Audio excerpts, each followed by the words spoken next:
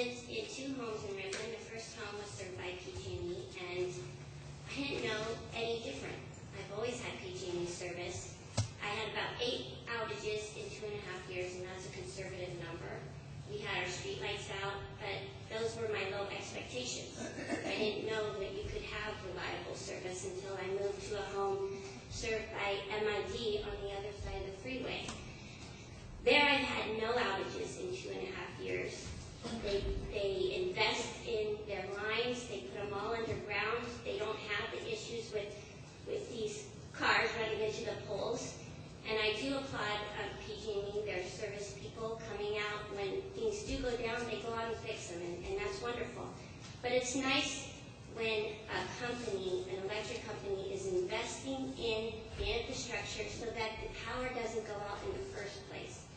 And that's what I enjoyed with MID, and I think the rest of Ripon should be able to enjoy that. In fact, I told my husband we cannot move to a home that's served by PG&E. I'm spoiled now, I won't move to a home that's served by PG&E. So it'd be great to have SSJID, and then I could move anywhere again in Ripon. But when it comes to safety and reliability, and PG&E talking about that, I want to laugh, but it's not funny. Especially the story we all heard last Christmas about the family in the Sacramento area, and the house blew up, and they've been warned about fixing those facilities. And that's a tragedy that I don't want happening here. Is committed to investing in the infrastructure, fixing the problems that we all have now.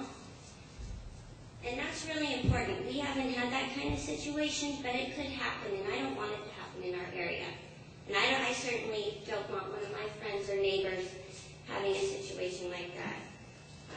This all got very personal for me last summer. I really didn't care that much before about electricity service, but I really started caring when I got a bill from PG&E for service that they never provided me. Electrical bill for no electricity provided to me.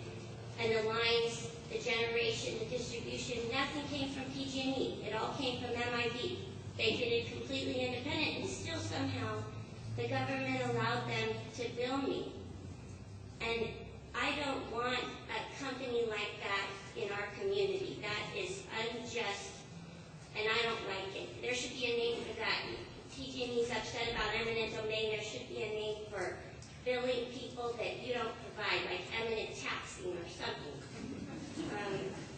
But that's really what I wanted to say today. Thank you so much for considering this proposal. I really hope you approve it. We need it.